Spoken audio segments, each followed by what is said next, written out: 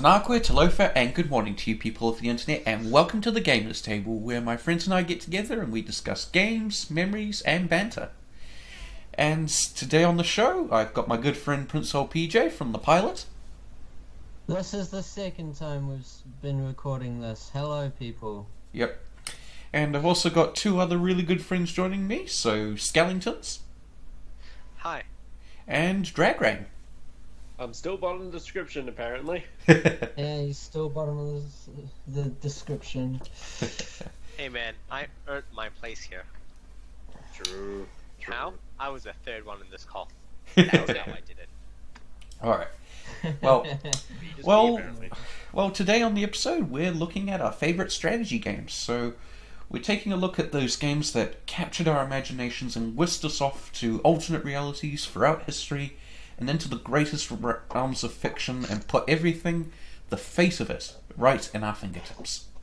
So, I have two games with me. So I've got The Lord of the Rings Battle for Middle-earth 2, which is one of my favourite real-time strategy games, and one of my favourite games of all time. And I've also got Sid Meier's Civilization 6, which is a game I've been playing quite a lot lately. So, yeah. What about you, Johns? What have you brought? I have got both Age of Empires Rise of Rome expansion, which is an expansion to the first Age of Empires, and I have got Age of Mythology, the Titans expansion, which is an expansion to Age of Mythology. Ah, Nice. very nice. Skellingtons? Okay. I brought a few things. Alright, so I have Warcraft in general. Like, not World of Warcraft, that never really caught my taste. Mm-hmm. Like, Understandable. Warcraft Fair 1, enough. 2, and 3 did. Goodness.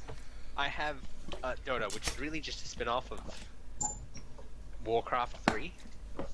But it's sort of the start of the action RTS genre. Uh-huh. Mm-hmm. I also have grand strategy games. Those well, there's also Civ 4, but because Civ 5 and 6 never really felt as good to me as 4 did. Okay, well, we'll probably might ask you a bit more about the Civ games a little later, but what about you, Dragrain? What have you brought? I decided to bring along Impossible Creatures. Oh, sounds pretty cool. It is. Yeah. Well, I guess I'll start off the conversation by saying one of the favourite things of mine about the strategy genre is the unique position it puts you in compared to, say, other genres.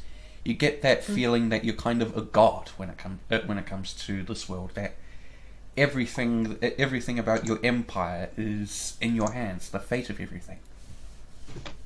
Well, the thing is, gods don't have empires. Gods, by nature, rule more than just an empire. That's true. They rule a land, generally. That's true. Empires are too small for gods. Yeah. You think it's They small, rule mate. around. They generally rule around.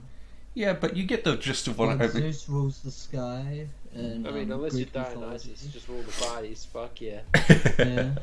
Yeah, but you get the gist of what I'm going on about, right? You get that feeling that you're in control of everything. Yeah, that's easy enough to understand. Yeah. Unless if you first start out and you don't have any clue what the fuck is going on. Yeah, if you happen to No, that's accidentally my skip the favorite tutorial, part then about you're strategy screwed. That's my favorite part about strategy games. That little bit where you're like, wait, what's going on here? Is this supposed to be happening? Can I call a friend? Can I phone a friend? 50-50? Would you like to ask the audience?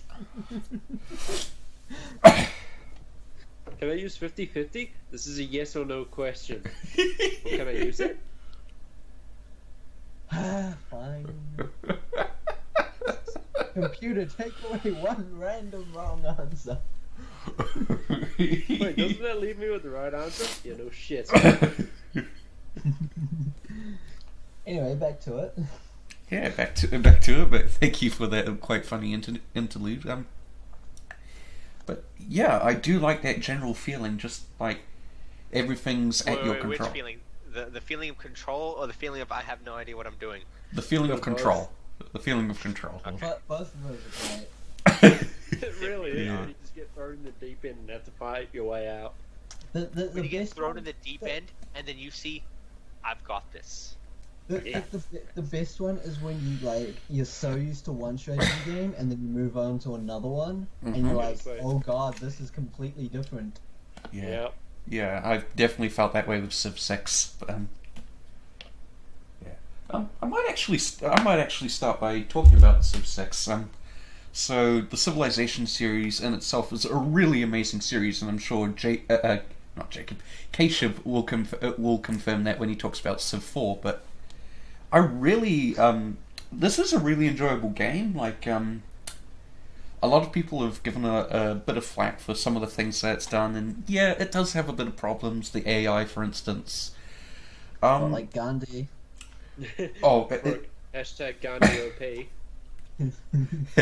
Well, I mean, it's not an issue with the thing. It's intentional over there. Yeah. Well, yeah.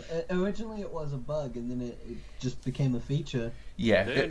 I was meaning more some of the new AI features in the game. Like, there was some really good ideas. It was just that that it was executed? yeah. Until of course they had some patches to fix it up, which is better. But yeah. But I really like how immersive this game is. Like, and some of the changes they brought in. So when, of course, you're having to settle cities, the geography of the whole area, you have to think about it a lot more. Say, for instance, and of course, where you put down your things as well. So, like, let's say you've got a plot near a river. Now you can either put a farm near it, or you can put down a commercial hub near that, which gets you extra money and gives you extra trade routes, and of course it gives you bonus money if you put it near a river. So I definitely like how it makes you think more about geography and settlement as well as trying to defend and create the ultimate civilization. But You know, one thing I can actually say that Civ 6 improved on was that you now have to have a reason to go to war with other people. yeah. Although a lot of Otherwise, everyone will hate you. a lot of people do take the crap out of that. Warmonger. Oh God, what have I done? It's actually really interesting. No, it actually makes sense because, like, in the previous Civ games, even 4, which as much as I love it, has that problem. If you declare war on anyone at any time, you're instantly going to gain a lot of warmonger. It's like when me and some of my friends play some random RTS games. If one of us declares war on another one, everyone just goes for that one person. Yeah, that's true. Right, that's a bit of an issue, isn't it? Yeah. Yeah, they leave themselves open to it, so it's kind of funny to watch. Yeah. And of course, there are some really awesome civilizations in there. So, of course, you've got some of the basics, like America, Britain, Rome. One of my personal favorites is the DLC one, which is Australia. It's pretty cool, and they've got some pretty good bonuses. For example, if you build a pasture, you get a culture bomb, which claims you some more territory. If you get declared war on, your production increases, which is really good if you're needing to get troops out there to protect your borders. I think so. You do have some pretty good abilities. I also really like how immersive it is, not just in the atmosphere, but also in the music. I'll use Australia as an example again. So, every civilization has a kind of theme song, and Australia's has it's Waltzing Matilda. Not sure if any of you guys have heard it. For fuck's sake, that song. It's a lovely Australian folk song. We changed it when me and some of my friends were having a drink in my first year of university. Ah. Yeah, it became much worse. Yeah, but Care to share? Well, the first couple lines, it's changed to Waltzing Matilda, who the hell killed her, lying on the grass with a dagger up her ass. That's not too bad. And it just goes downhill from there. Yeah. Yeah, but one of the things I really like about the game that the previous games didn't do is that the music it advances with you as you advance into the different eras. So when you start off, it's a didgeridoo and a fiddle playing Waltzing Matilda.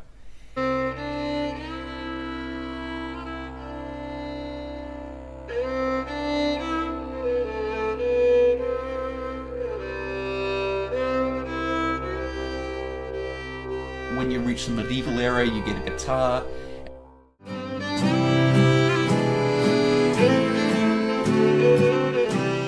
By the time you get to the final era, it's a full-on orchestra.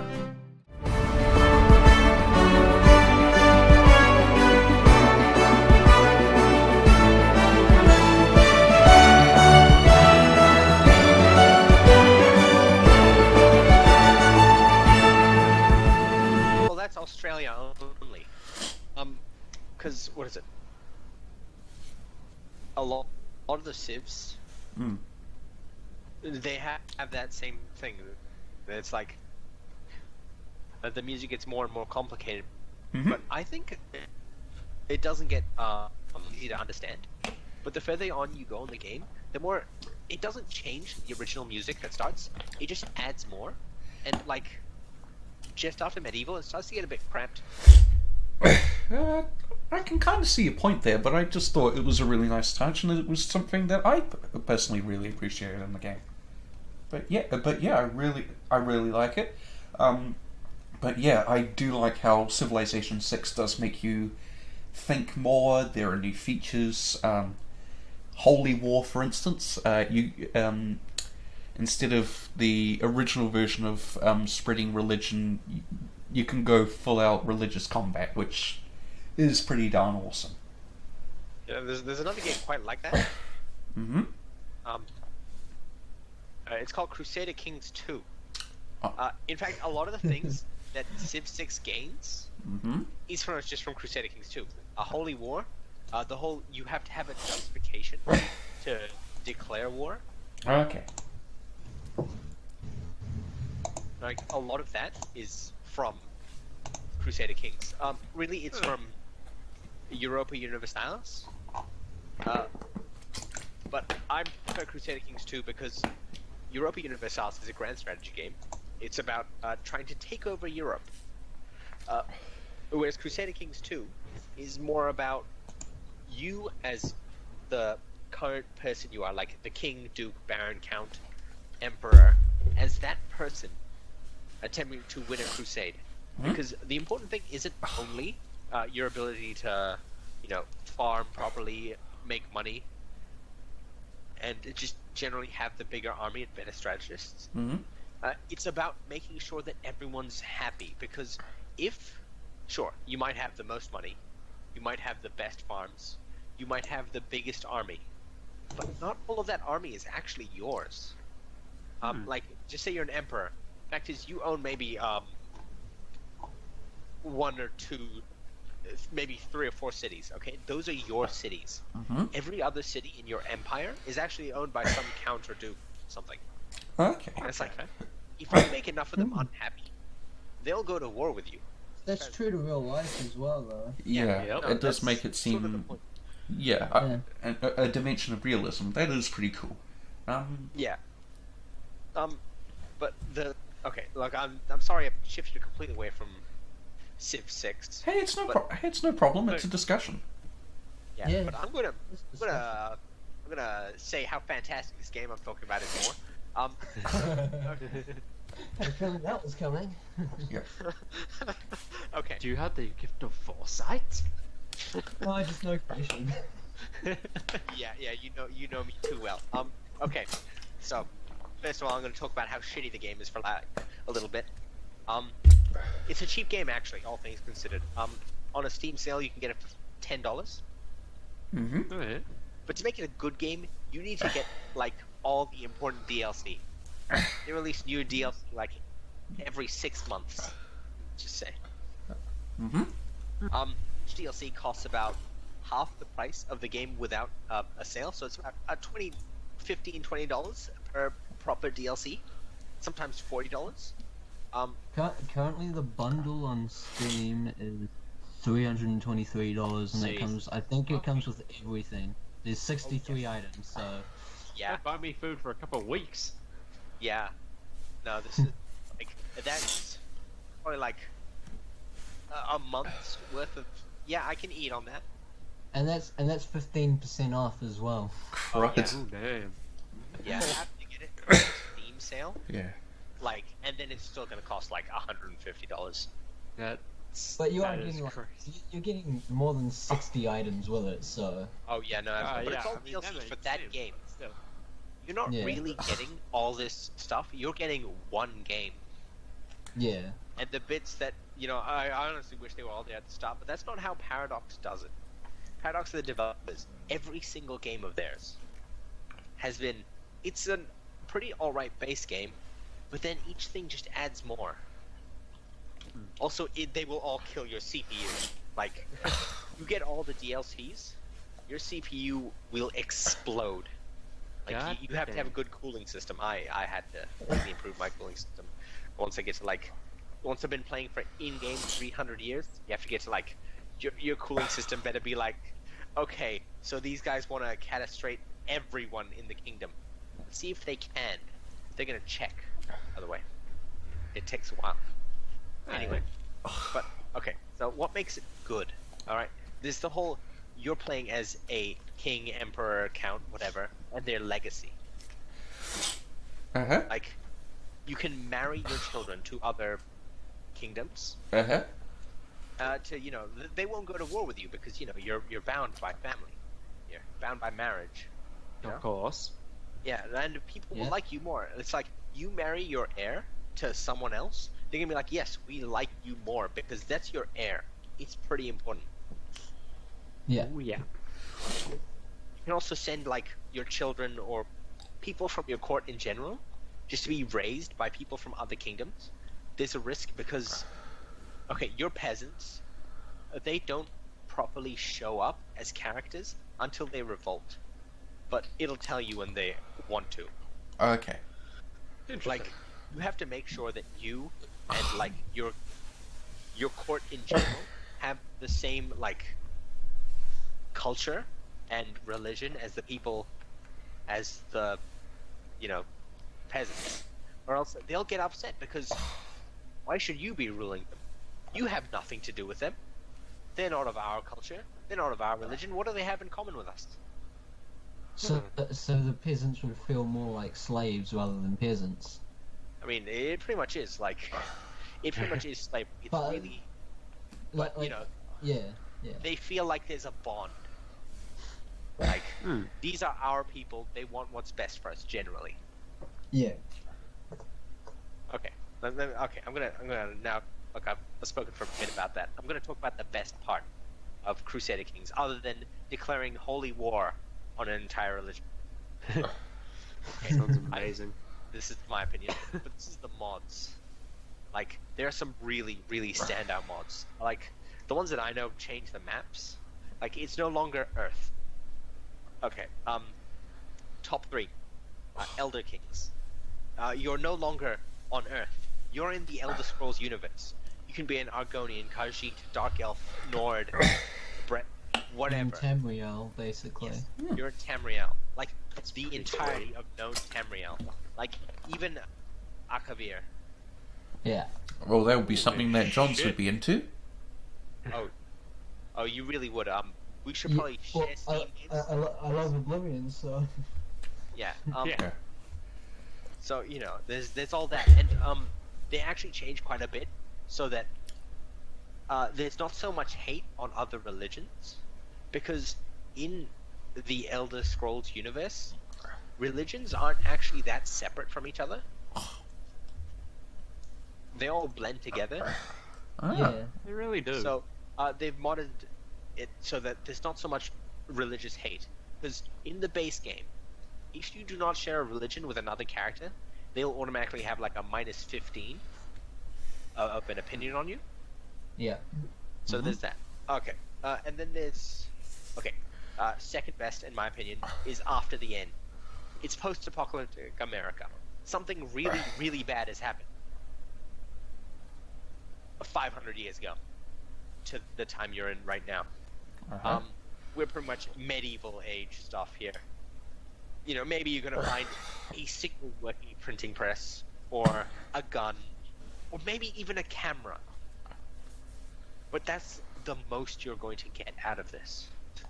I'm actually playing it right now. Yeah, I saw on Steam that popped up that you're saying playing Crusader Kings 2. Right in Yeah, the bottom corner. I'm actually in Colorado right now, Ah. playing as like just a small guy from Colorado, and I've taken over pretty much the mountains. I've taken over the Rocky Mountains. Okay, it's like this is my land now. And I just gotta take over Denver, and then I'll be the king of Colorado. Nice. Anyway, Nice. this is still, in my opinion, the second best. Because, sure, there is a lot of effort put into this. Like, every single mercenary company you can find is named after a sports team or something else. Ah. Every single religion is based off some sort of old story from that area. Like, you go to the people in there, they believe in like Lovecraft stuff. Ooh. Okay. They believe That'd be that the interesting. apocalypse was caused by the old gods awakening. You go to like California, it's like they believe it was nukes.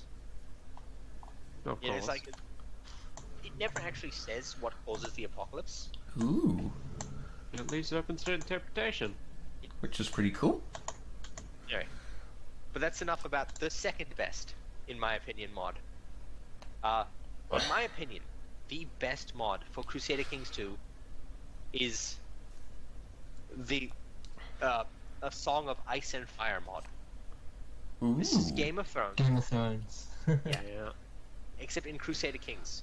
You can be any of those houses of Westeros, or Essos, actually, or the Summer Isles, like from all the way to the Shadowlands, all the way to Last Light. It's very nice whistle. Well, that sounds like Star Wars. Yeah. No, because Star Wars came up on my screen. It was like, it was It's like- literally Game of Thrones and then Star Wars right below it. So I somehow managed to mix the two together. So, what is it?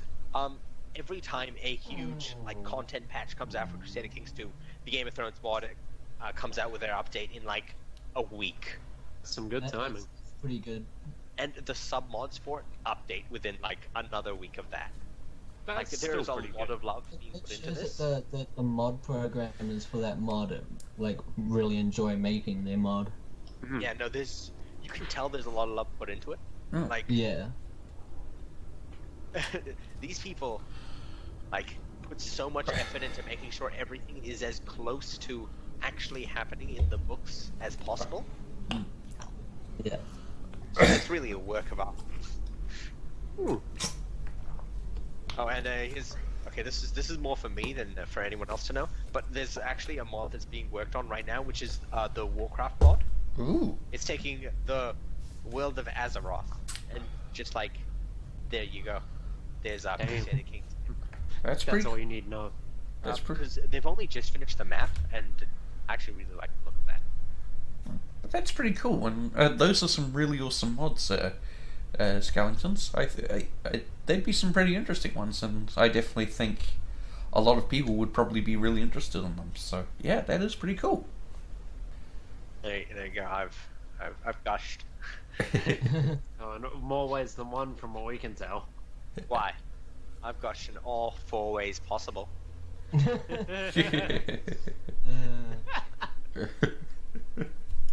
sorry, I have a runny nose. Okay. You and me both, Kashib. That's why I've been drinking so much water. Look, my man. It's like you call me K-Chip, you call me Skeletons. Just pick one, dude. Pick one and stick with it. All right. You'll always be Case Skellingtons to me. I can live with that. Kellington. Kellingtons. Kellingtons. All right, I'll just say Kellingtons then. If okay. That is a joke. Who wants to go next, or do I segue from my talk of Crusader Kings to Warcraft in general? Segue to Warcraft. You see, because once people left the mines of Minecraft, they went to war, to Warcraft. Warcraft 1 was garbage, okay? Like, you can say whatever you want, but I'm like, okay, let's rush summoners, summon water elementals or demons or, okay. If you horde, make warlocks, summon demons, kill them all. Alliance, summoners, mages. And mages, water elementals, kill everyone. Move on with life. Dang. But Warcraft 2, which wasn't made too long after Warcraft 1, improved everything. Like, As a good sequel should. 4 characters at a time. Like, that's huge. It's pretty useful. You went from, you can control 4 characters at a time to you can control like 20. Damn. And that was amazing. No and one then survived that so many onslaught. new units were made.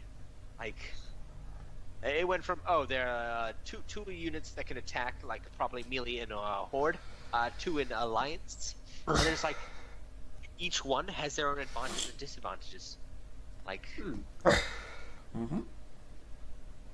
it's like horde wasn't just alliance, except red. It came out with the Death Knights and Paladins. Paladins had healing stuff, which was great, but Death Knights had a lot more burst damage. So, Warcraft 2 improved on Warcraft 1 in every way, really quickly, and that's amazing. Always a good sign. But then I have to talk about Warcraft 3. I love Warcraft 3. I have played so many hours of Warcraft 3. Like, I'm actually not even sure if I can count a lot of the thing I played of Warcraft 3 as Warcraft 3. Because, like Crusader Kings 2, Warcraft 3 had a huge modding scene. Like, you get all these tower defense games, like, you could play chess in between games of tower defense. Okay, that's pretty games cool. of Dota. Like, there was so much. So many custom maps, so many, like, custom ways to play the game in between other custom ways to play the game. Warcraft 3 was absolutely massive because of its huge modding scene. Like, it was really easy to make new maps, to make characters do things that they couldn't do before. Like, this whole, you can change things, like, that's part of what made it as big as it was. But then there's a balance. Okay, Warcraft 2 and Warcraft 1 had 2 factions, Horde and Alliance. Right. And in Warcraft 2, there were actually some issues with balance. Because Alliance was better, because Alliance had healers. You could do so much more because you had sustain. Sure, Yeah. Horde had burst damage, but they couldn't keep up that damage for as long as Alliance could keep up their damage. At least that's my experience of it. I don't know if other people playing like professional Warcraft 2, or really just any Warcraft 2 that isn't just with your friends. Yeah. There's probably someone who will comment like that. Yeah, but this is my experience with Warcraft 2. Oh, that's cool. And then Warcraft 3, you could do there were 4 factions. Each one had wildly different styles of play. Whichever one you want to do, that's yours. Go ahead. It's actually really, really great. Like, I think the balance in there was as close to perfect as Blizzard has ever gotten in an RTS, and probably ever will in a game. Damn. That is saying something. How long don't ago think- did Warcraft 3 come out? Oh, I can Google that for you.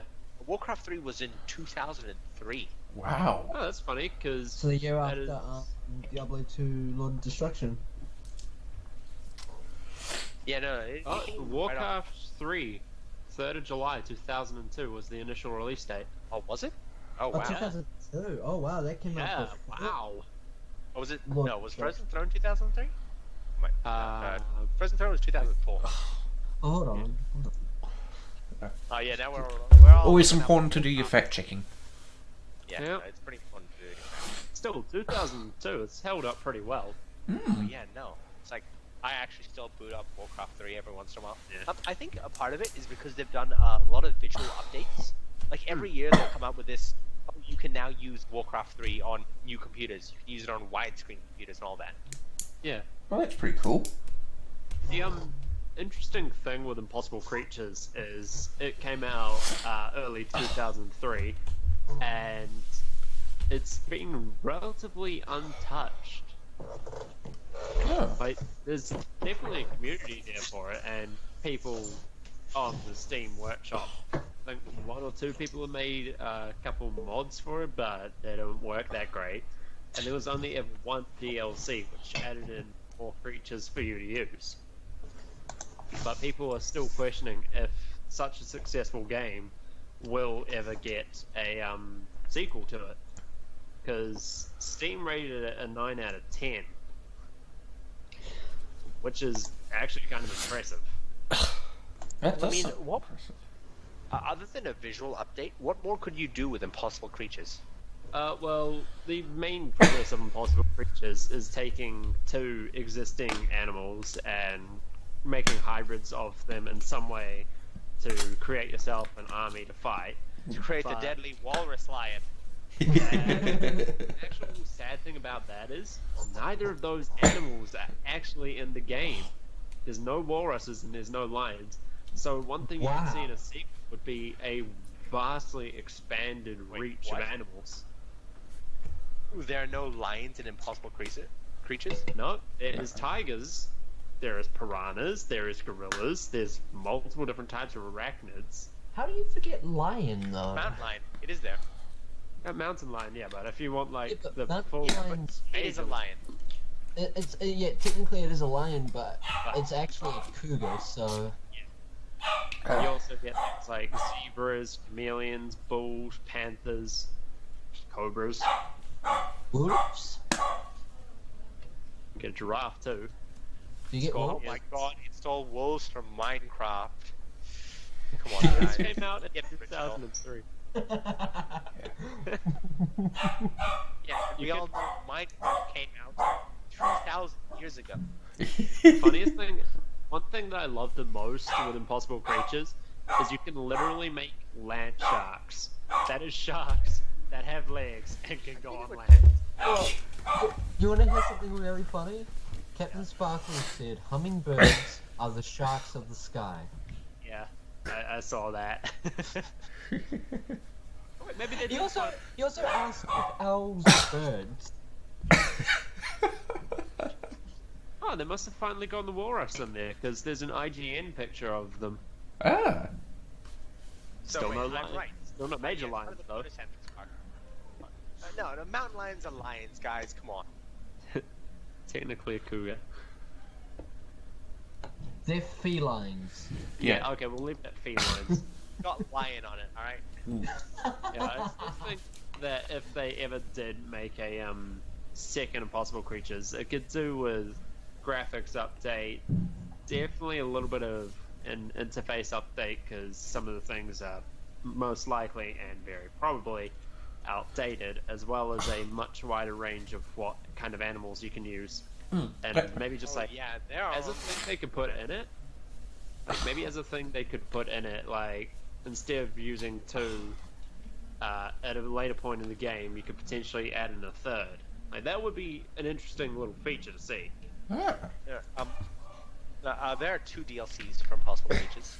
Really, I've only ever found The one. bonus animals DLC and the insect invasion. Oh. Ah, yes, thank you. Yeah. Invasion.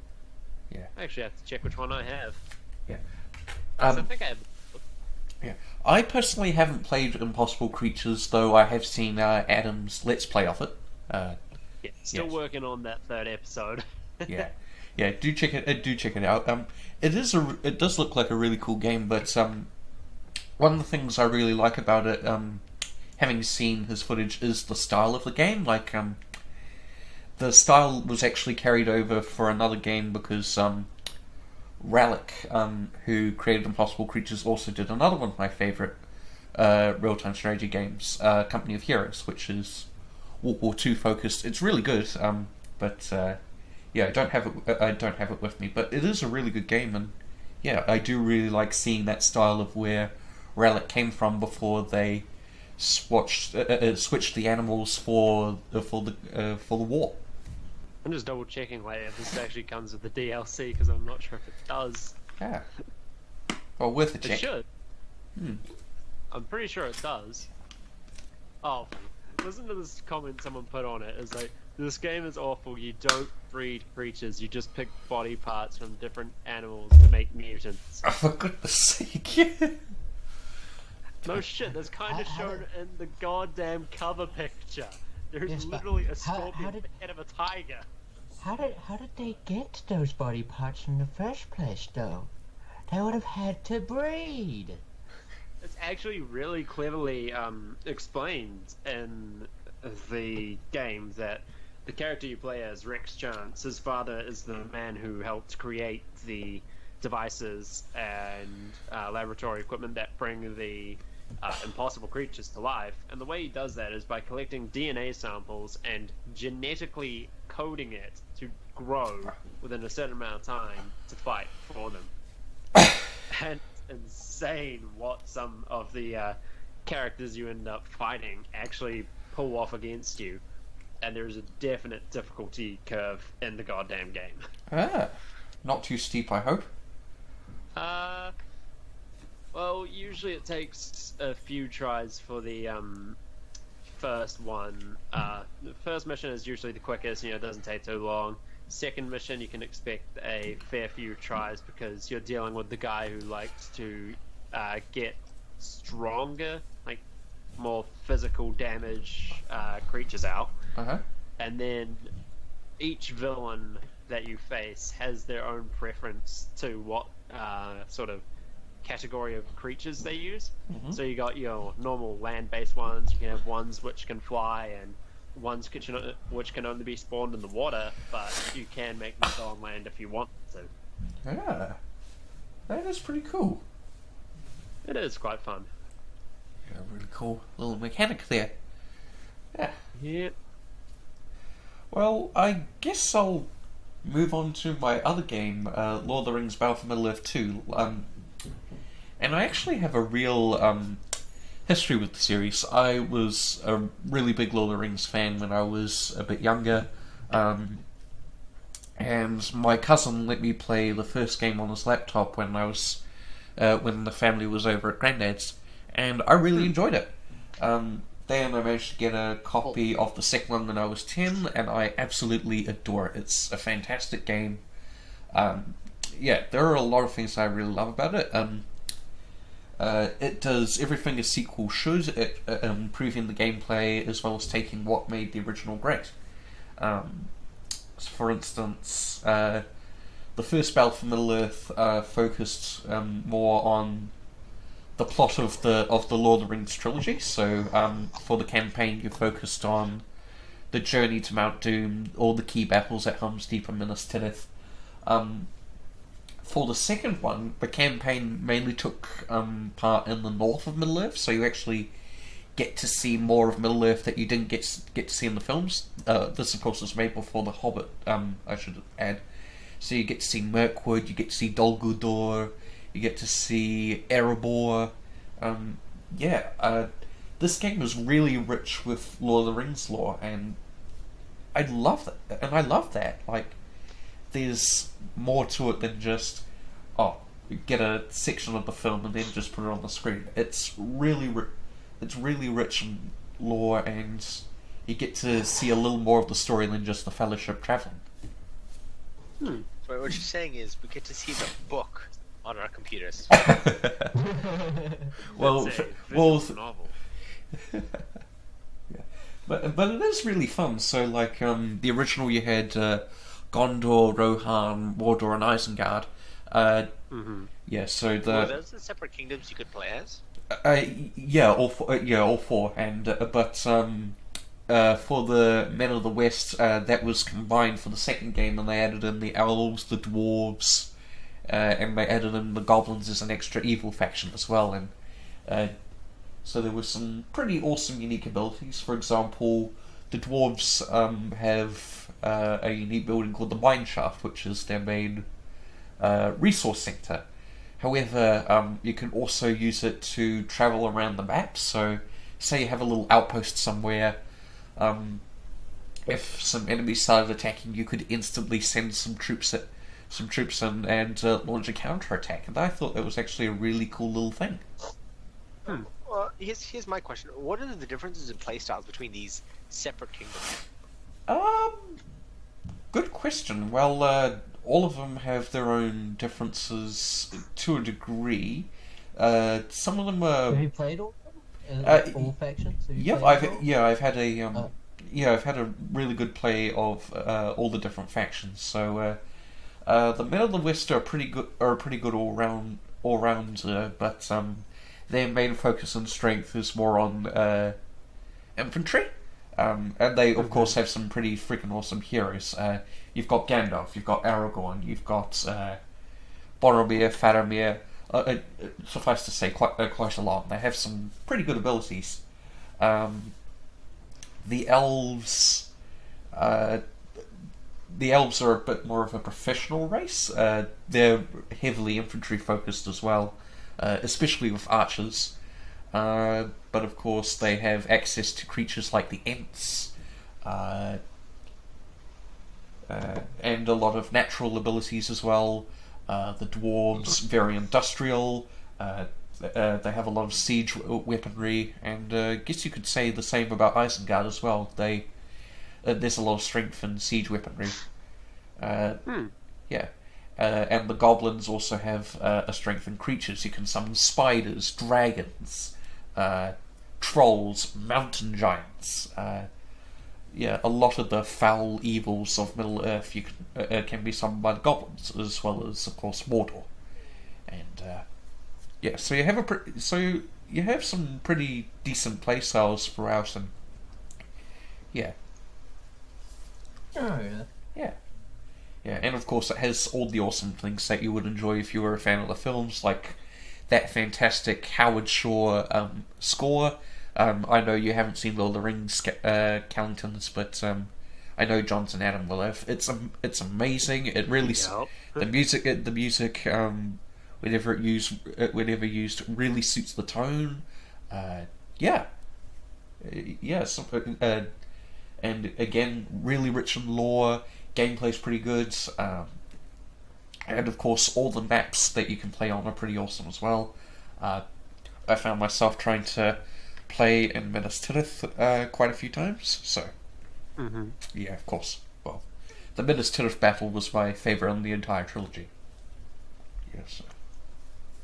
Yeah, but it is really fun, and if you're a Lord of the Rings fan, I definitely recommend it. And even if you're not, I do think it's worth a look, because it is a really fantastic game. Yeah, well, So who's next? well, we haven't heard from Johns yet, so Nah. I was wondering when I was going to get a turn to speak. Eventually. You must make your turn, my friend. The turn is now. Yeah. Basically, I've got I'll start off with Age of Empires. Age of Empires came out same year I was born, which is 97, so it's 20 years old at the moment. But I didn't actually know about it until I was 12. And I was given a copy of it on my 12th birthday, I believe, and I started playing it then. And I enjoyed the first one because it was the collector's edition, and it came with 1 Rise of Rome, 2, and 2 expansion. I always found 2 was an easier one to play, but 1 was that one that, like, because it was 97 that it was made, it wasn't balanced as much. And so it required a bit more skill to actually win, and so it was a lot harder than 2 was. And I used to play that a lot, and it wasn't until I was like 15, I think, that I installed Rise of Rome and realized, oh my god, Rise of Rome is so much better. Why did I not do this sooner? But in Age of Empires, you get your civilizations. It's focused on maintaining an empire. And there's like so many different ways you can win. You can win by a conquest, you can win by a score limit, you can win by building a wonder, you can win by like completing an objective, that sort of thing. Uh-huh. But the objective one is only for like the campaign, which the campaign's not really that great, but yeah. But each civilization had its own bonuses. Like the Egyptians had like a 20% boost to mining gold. Like the Greeks, their elite infantry moved faster, that sort of thing. Uh-huh. I have played as all of them. I actually do have it written down what each civilization boosts are. Let me find it. Fair enough. So in the base game, you have you have 12 civilizations. You have like the Egyptians, the Greeks, the Babylonians, Assyrians, Minoans, Hittites, Phoenicians, Sumerians. What else was there? Persians, Shang. Were the Carthaginians in there at all? Showstone. No, that was Rise of Rome. Oh, okay. Yeah. Only asking because I'm doing a Roman history paper at university, so... Ah, yeah. Yeah, so just wanted to know about base you. game only had those 12. In Rise of Rome, they added 4 more. They added the Romans, the Carthaginians, the Palmyrans, and the Macedonians. Ah. Hmm. Fascinating. Yeah. Very fascinating. And the actual expansion added more units, more building. Oh no, it didn't add any more buildings. It added more units. I know that it added the 4 civilizations. That was pretty much. That's pretty much all they added in terms of that sort of thing. But they did add. Oh no, they added more research as well, which helped them prove like it made it easier to win, basically. All the expansion did was make it easier to win. Are you having trouble winning? Try this expansion pack. Are you winning, son? Well, it changed it so that like your priests could move a lot faster, because that was another way you could win, is like you could use your priests to convert enemy soldiers to then go and attack the... I'm pretty sure everyone knows that whole Wallalaw thing. That came from Age of Empires. Wallalaw, The wallalaw. priest is going Wallalaw. Yeah, that came from Age of Empires.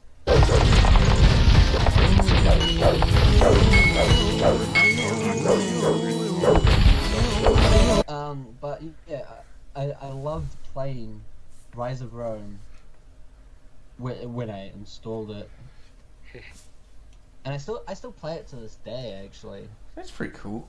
I wish I had a copy of that because, well, I do really have an appreciation for those Age of Empires games. The only one I have that's currently playable is Age of Empires 2, the HD version, which is pretty fun. Yeah. And I've got Age of Empires 3 as well, which is also a pretty cool game. Two I found really like easy. It's a lot easier than 1 is, but one gives up that challenge sort of 2 thing. is easy unless you're playing against your mates, because that just gets brutal. Yep. Let's put it this way, me Imagine and the playing guys- 1 against your mates, because in 2 you Oh, know how you God. can garrison your soldiers, not your soldiers, Yeah. your villages and all that stuff. You can't do that in 1. There's no So- gates in 1, so pretty much you actually have to have a hole in your wall for people to go in and out. With Age of Empires 2, when me and some of my mates were playing it down here, one of them we called the Plague of the Map, because if he got anywhere, he would expand exponentially. He was in everyone's territories. He was getting all the resources. He cleared out a forest in 5 minutes. Wow. He would definitely find 1 harder, because you can't actually... It's harder to protect your soldiers, your villagers, and all that stuff. Buildings, you know how in 2 you can actually like sort of walk under the town centre because it's on the poles and stuff like that? Yep. You can't do that in 1. You actually have to go around it because buildings count as an entity. Oh god. Including farms as well. Farms count as an entity that you actually have to walk around the farm.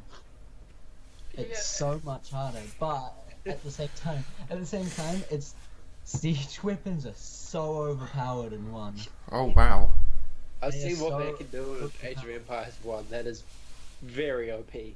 Yeah, very OP. Literally, they do the catapults do like an area of effect damage. Against buildings, they do so much damage. I think they do like 60 damage to buildings per shot, which is the same amount they do to units as well. Ooh. But normally buildings have an 80% resistance to attack.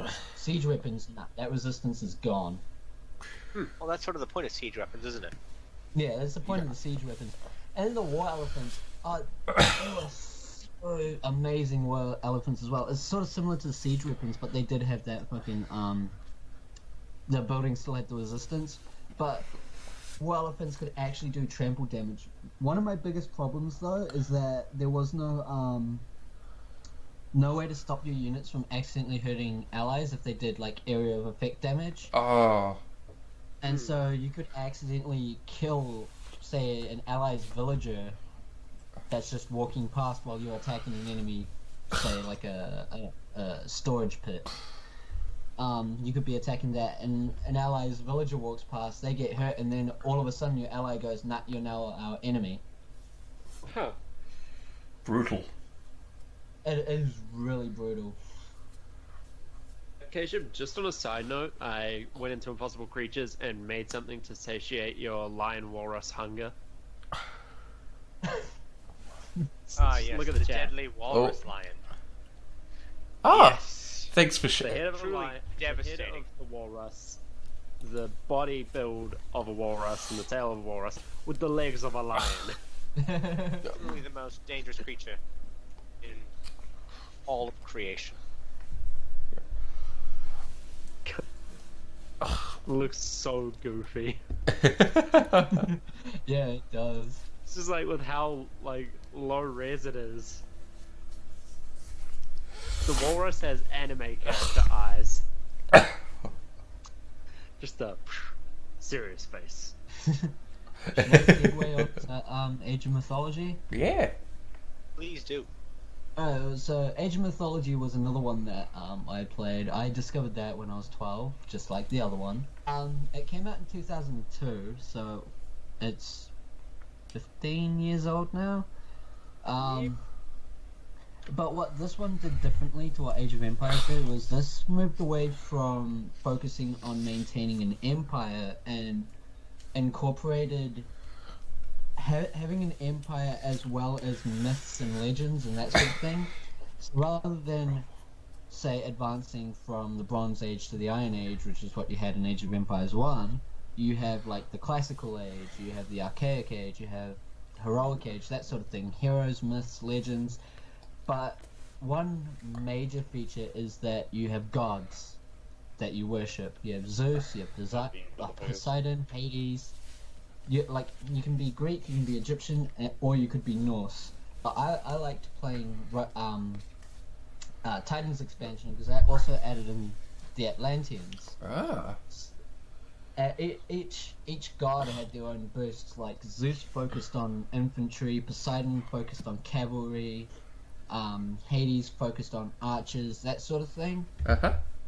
And another cool feature was that whatever civilization you chose, they had their own unique buildings, their own unique units, that sort of thing that no other civilization could have. So, say if you were Egyptian, you could only have Egyptian-based buildings, or like buildings that all civilizations could have. But you couldn't train stuff like hoplites. You had to have like slingers or chariots, that sort of thing, or camels. And there was different ways of playing. Like the Greeks, they focused on worshipping their gods to gain favor to get your myth units, stuff like minotaurs, centaurs, that sort of thing. Egyptians focused on having monuments to your gods, having them stand, and that's how you gain favor to get like your Egyptian myth creatures like sphinxes and what are the myth creatures out of that are Egyptian? Anubites, yeah. How could I forget that one? Anubites, that sort of thing. The Norse, they focused more on fighting. So to get favor, you actually had to engage in battle.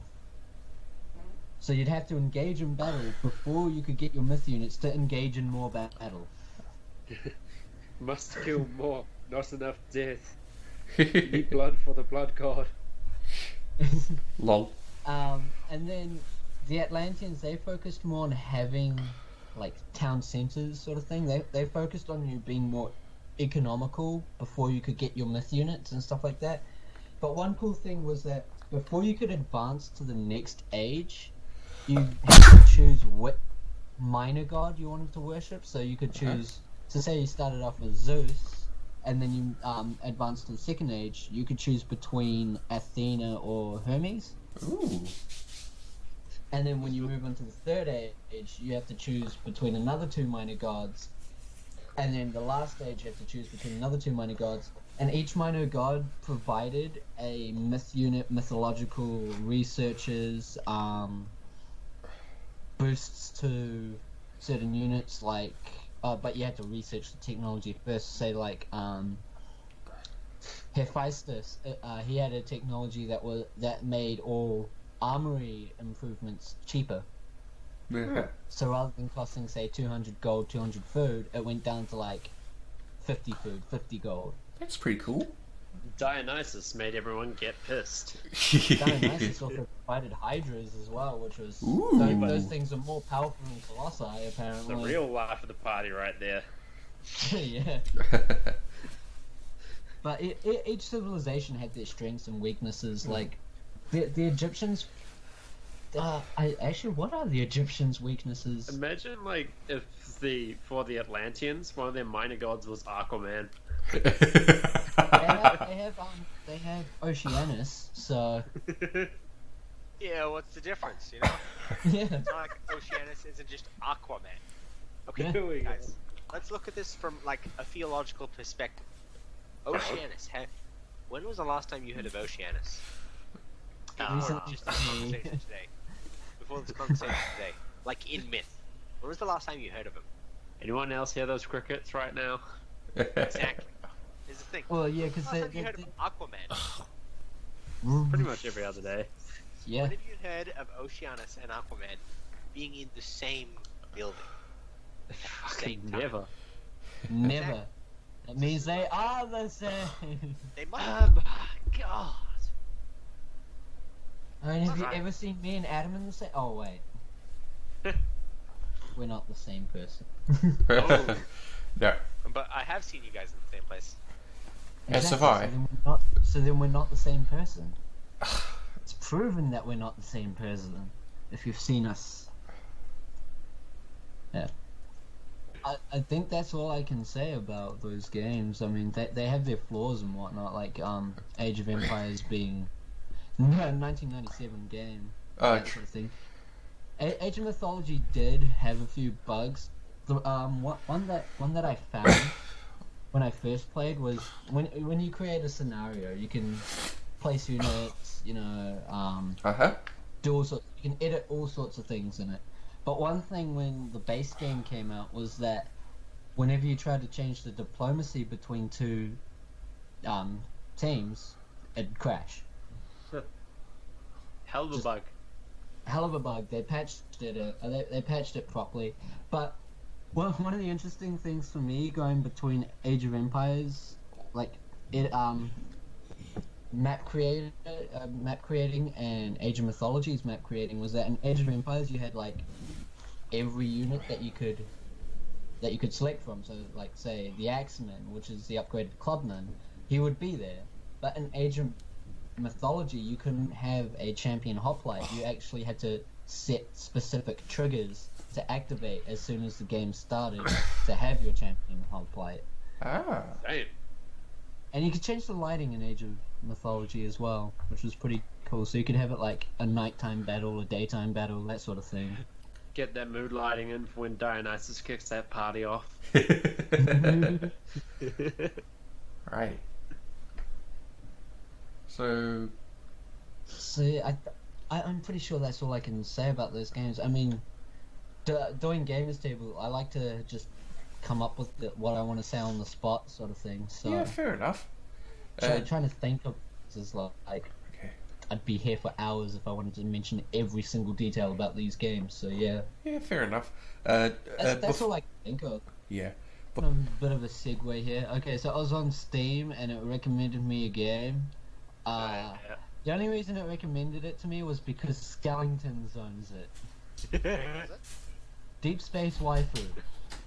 Oh damn, yeah, this sounds no. interesting. I gotta see Remember this. those shitty anime games I was talking about? Yeah, I remember Yeah. those.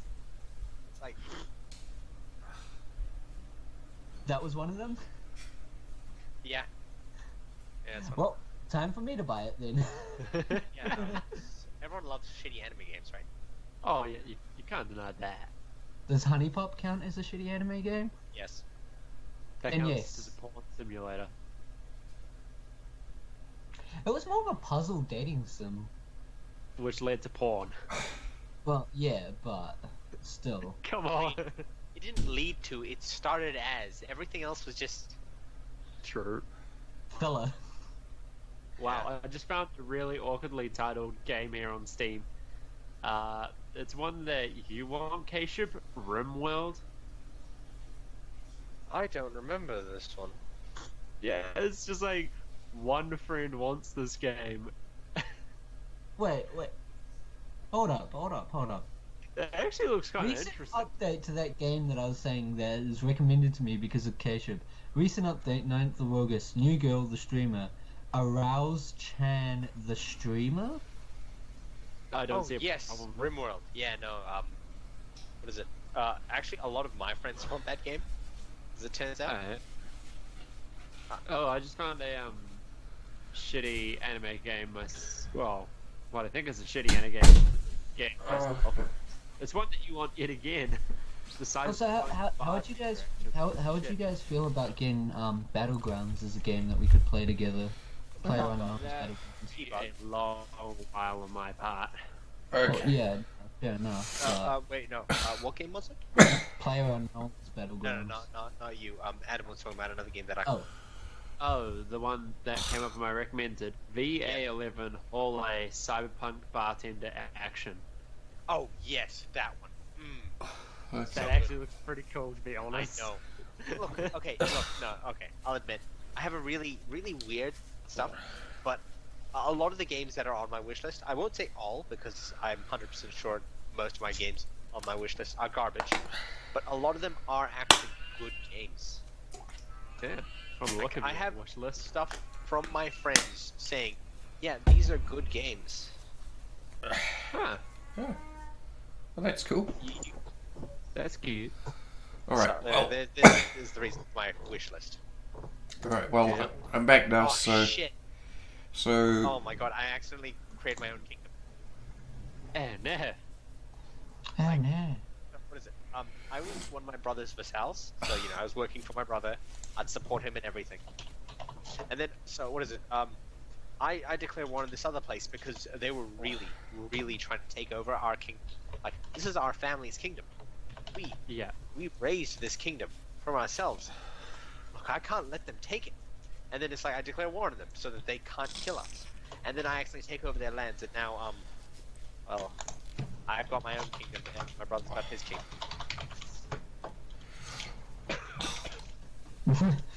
Wow. sorry, I try not to laugh. I'm just watching the trailer for Deep Space Waifu. Oh yes. Okay. Do you want me to buy that for you, Adam? Oh, Keshav, if there was... if you want to talk about something, you can go to it now. I'm back now, so... Do you want me to buy that for you, Adam? This looks incredible. Like, something I've realized that I missed out on that everyone else talked about with their RTS games was, okay, Warcraft 3 and how each civilization plays differently. I didn't really explain too much about that. I did Warcraft 2 a little bit, but I never said anything about how Warcraft 3 plays differently for each one. Okay. Oh, yeah. Okay, so Horde is actually pretty simple.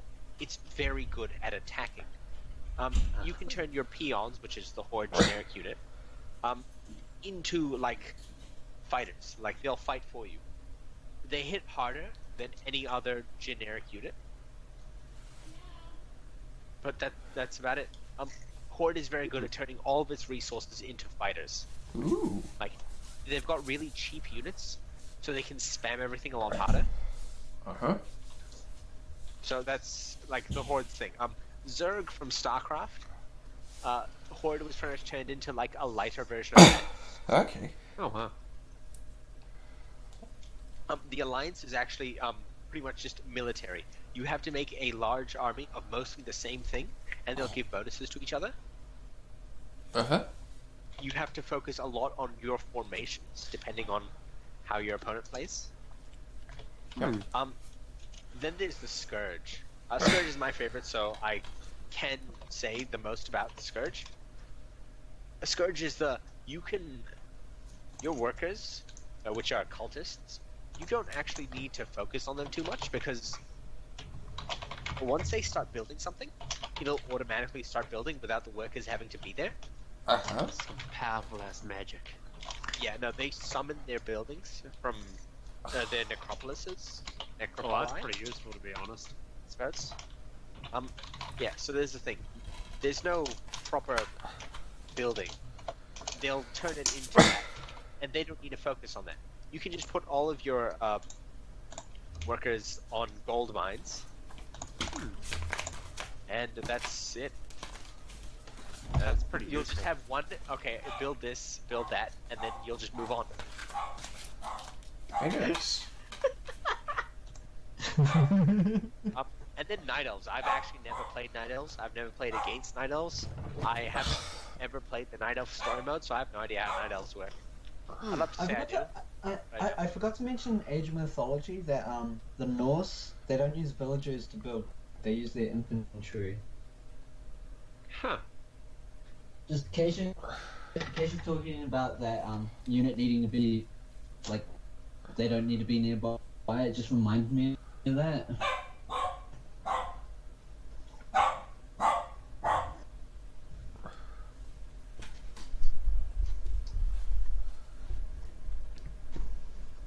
All I can hear is a dog barking. Oh, sorry, that's my dog. Hashtag Doge. Someone's just got home, so... If we're talking about strategy games, I think there's a lot more we can talk about strategy games. But it's like, do we properly know? Okay, which strategy games do we all know? Like, I know Impossible Creatures. I know Age of Empires. Uh-huh. Yeah, I know Impossible Creatures, Age of Empires, and a little bit about AoE, Age of Mythology. By knowing, do you mean like know of it or have actually played it? Have actually played it. Because Age of Empires definitely... I've only played Age of Empires and Age of Mythology, but that's because growing up I never actually knew too much about RTSs and stuff like that. Like I said, I discovered Age of Empires 12 years after it came out. Yeah, strategy's been a better series that's been long associated with my family's gaming. Dad played a lot of World War II strategies when in the past, and a few others as well, like Command and Conquer Red Alert. Yes. See, growing up, my major games were on the PlayStation 1 and PlayStation 2, so... And strategy games tend not to be on consoles. Yeah. Although I don't know why Age of Empires 2 was on PS2. Yeah, that doesn't doesn't... make sense to me. Neither. That is weird. Yeah. But... Okay. So, let's talk a little bit about what we prefer in strategy games. Like, okay, what kind of strategy do you guys prefer in strategy games? Ooh. Because that's important as the strategy games themselves, because It is. no matter what, in a strategy game, these strategies are going to be there. Uh-huh. I usually go with most strategy games for the quick resource grab, and then build something around it to defend it, so that only I can get to it, sort of thing. That way I can limit what my opponents have and increase what I have when I need. I'm the sort of person that will build one of everything, at least, and then sort of train units and then attack once I've like got to the last stage and built everything, sort of thing. Uh-huh. Alright. And our fabulous leader over here, disciple of Anakin. What do you have to say? Well, I'm usually someone who likes to go in for the long haul. So, build an army, build a suitable enough fortress to keep the to bludgeon the enemy's axe upon the rock, and then go in for the attack when they're at their weakest. That's one of the strategies I like to go for. Okay. Yeah. And I'll tell you guys my strategy. My strategy is create a fantastic unit or place or whatever, and then pretty much suck its dick for the rest of the game. I got a question for you guys. Average length your game lasts for when playing strategy games? Ooh. Okay. A few hours. Alright. And this Yeah, is just the one round, basically. A few I think hours we're- at a minimum. Yeah, I about think 3 we're or 4 mistaking, hours. strategy for a real-time strategy here. Yeah, if you were talking turn-based strategy, it's a lot longer. Real time, it's usually an hour to 2 hours. Real-time strategy games. Yeah. Because this is pretty much what it is. Because we haven't actually been talking too much about Civ or like Fire Emblem or games like that. Oh yeah, I've got Fire Emblem Awakening, which is a turn-based strategy. You have Awakening? Ah, I only have Fates. I haven't That's how actually bad I played feel. Fire Emblem in a while. Oh, I do want to get Echoes. Oh, Echoes is so good. You have to. Anyway, all right. So like we have been talking about things like that. Fire Emblem Tactics. Even the original Fallout's, like the Fallout's by Black Isle, those are strategy games. Yeah, They're role-playing games, but like it's heavily on the strategy stuff. It's a RPG strategy game sort of thing. Yeah. It's a hybrid. Yeah, it's a hybrid. So no. so right now we're talking about RTS games, Yeah. because that's what most of you guys' interaction with strategy games are. Yeah. Yep. Yeah. Well, growing up, that was what it was when we were the RTSs. So yeah. Not just a whole bunch. The only trouble was I had to compete with my older brothers for it. So, I mainly got the bulk of time on any sort of game. That's frustrating. Yeah. That's just the shit you have to deal with when you have siblings. I didn't True. have that problem because the gamer siblings of mine, which are both my brothers, and my oldest sister, they're all a lot older than me. Daniel's 9 years older than me. Louise is 13. Joe's 15 years older. So Yeah, my brother and I had that kind of issue, a bit of a rivalry, and it wasn't strictly EPC. It was definitely on the PS2, which was the console we both used the most. Standard sibling rivalry in my house would end when someone sat on the other person and started playing the game. Oh. Easiest way to resolve it. Me and my brother just beat each other up. What's up with you guys? Well, I mean, there was a bit of fist fighting involved with the whole fucking, trying to get to the games. Just as soon as one person sat on the other, it's their turn to game. You can't fucking do shit about that. the thing is, my siblings are a lot older than I am. So Yeah, you got off. These some real great strategy games, guys. Gotta say. Yeah, sibling rivalry. strategy Is sibling 101. rivalry actually a strategy game? It's I you probably can would play be it like you can play disappointed it if like it a isn't. strategy game. I mean, no, it probably is a game. I'd be disappointed if it isn't.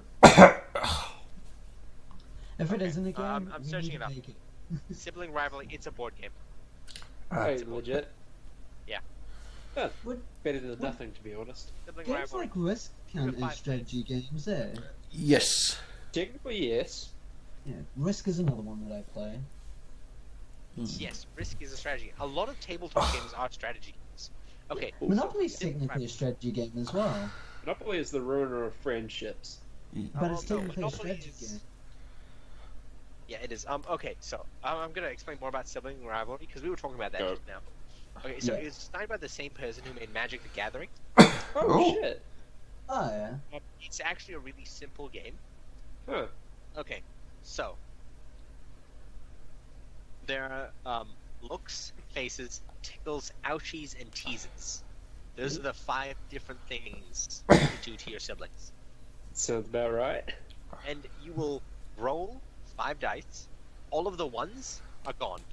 And you will choose to advance a pawn along one of those columns. Mm-hmm. After each roll, you can stop or keep rolling. Uh-huh. If you stop and your pawn is the furthest in that column, you can remove any pawn past. If it's not the furthest, you remove it from the challenge board. Huh. If your pawn has not been removed from the board by your next turn, you score points for it on the score track. It's a simple game. I mean, you don't even really need, like, the board game, because you can just make it yourself at home. Huh. That's pretty cool. You saying the word pawn, that just made me remember we neglected the granddaddy of all strategy games, chess. Oh. Oh shit, yeah. Chess and Go. I'm pretty sure they were around at the same time. Yeah, that's Yeah, and true. checkers. Don't forget checkers. Well, Yeah, no, Chinese but, checkers as well. I think chess and Go are best known because they've been the things that separate. AI have been built over. Because there's a Yeah. whole world champion has been beaten by AI. That's a huge thing. That's hilarious to watch. Yeah. Really It's like is. the world champion I in can't anything believe getting we beaten forgot by about it. AI is I can't believe hilarious. we forgot about chess as a strategy game. Ah. Yeah, holy shit. I think that's because we've been talking about video games, which is Yeah, pretty we- important because Yes. it's services. Yeah, we've been talking about video games, Yeah. but I've But no, because it's part I of what it played is. chess for years as well. Like I started playing chess when I was 4, I think. But it's, yeah, No, it it's comes fine. with a thing. Strategy games are ultimately just chess with different rules and appearances. That's Yeah. that's actually true. That's- That is really true. Accurate. I just made that up. That's nothing at all true. Why are you No. accepting it? No, it No, is look at this. accurate though. Look at That's this. no, that's RTS. RTS games are Yeah. chess with different rules and Yeah, things. we can agree Not with that. all strategy games are just RTS. We've been making that mistake a lot during this thing. Yep. I think it's pretty important that we distinguish that it's really not. Strategy games come in all shapes and sizes. Not all shapes and sizes, okay? Strategy There- games there's- be Real diverse. We're time, fine. there's turn based. There's what other ones are there? Tabletop. Well, tabletop- tabletop and is things turn like- based, though, isn't it? Then there's things like Crusader Tabletop is its own little thing. There's things like Crusader Kings, which is not real time, or what's it called? It isn't Turn- real time, It's and It's it not real isn't. time, and it isn't turn based. So it's sort So of it's you pick the pace the game goes at. What is it? sort of like a simulation. Yeah, it's a simulation game, but there's a huge strategy. I'll admit it's not the strategy game because Europa Universalis is the strategy game. This is more this is about building a person's legacy. Yeah. But it's still a strategy game in that you have to plan around every action. And sometimes bad things do happen out of random, and you've got to mitigate that with your own character. It's up to the character to do this. Keshav, is Darkest Dungeon technically a strategy game? Darkest I- Dungeon. I really wouldn't call it a strategy game. It's more of a dungeon crawler, probably. Yeah. Guys, if you don't mind, I really want to end the video here. I'm just really not feeling too well. Alright, that's fair. That's all This is good. a nice That's place fair enough. Yeah, just That's this is actually a nice place to end it because we've talked about strategy games in general, not just video games. yeah, and that's good that we've Yeah. done that. Yeah, so Yeah. a really big thank you to you three for joining me. Really looking forward to the next time. And thank you so much for watching. If you liked what you saw, feel free to like this video, subscribe for more. And until next time, goodbye. Haere ra. Bye bye. Laters.